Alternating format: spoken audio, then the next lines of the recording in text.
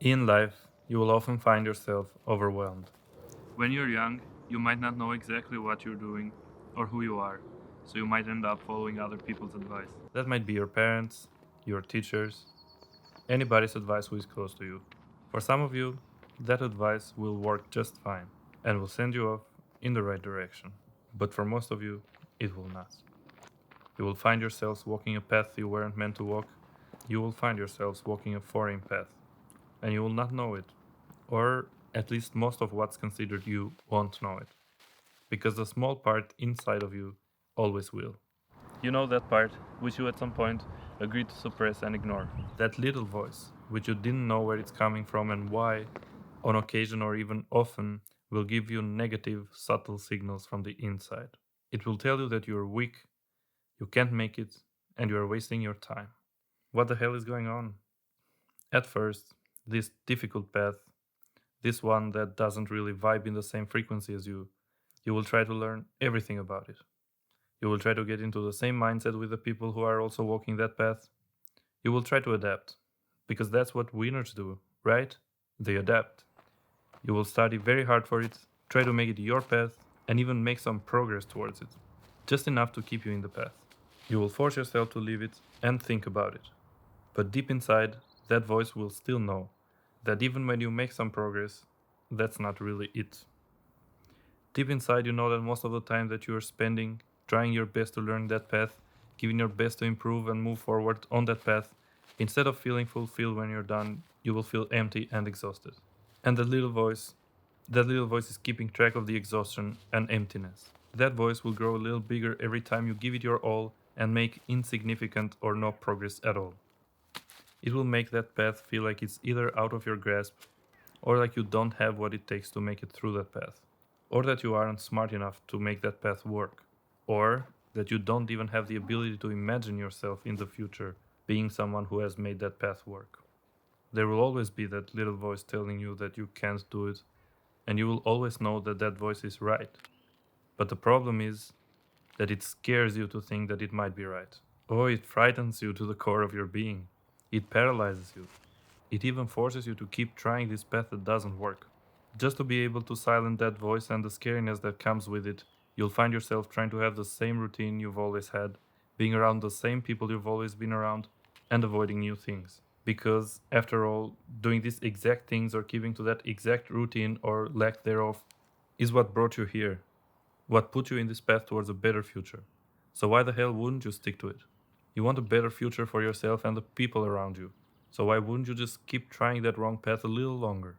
Most importantly, why the hell doesn't that little voice just agree with you on this? You might not know who or what that voice is, but you know it's right, and it's so scary that it sounds like it's wrong. Months will pass, they'll turn into a year, and then 2 years, and then 3 years, and one day, after many years have passed, you will encounter someone. Someone different. Someone who gives you the same vibes you remember vaguely and strongly at the same time from your former self.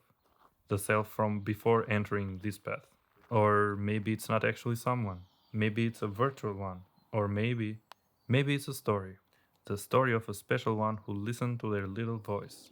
Despite being stuck and under a huge pile of trouble, having wasted years of their life in a meaningless path, a worthless path to them, a path that was supposed to make their life better but ended up making their life worse, making them physically ill and psychologically even worse, they managed to find enough courage to accept that that voice might be right. That special one didn't know for sure. They didn't recognize the source of the voice yet, but they just decided that it might be right. And when that special someone made the decision, they started acting out what that voice was saying. They knew that in order to give that voice a real try, they had to really believe in it for being as true as their own existence, even though that special one didn't really believe in anything prior to that.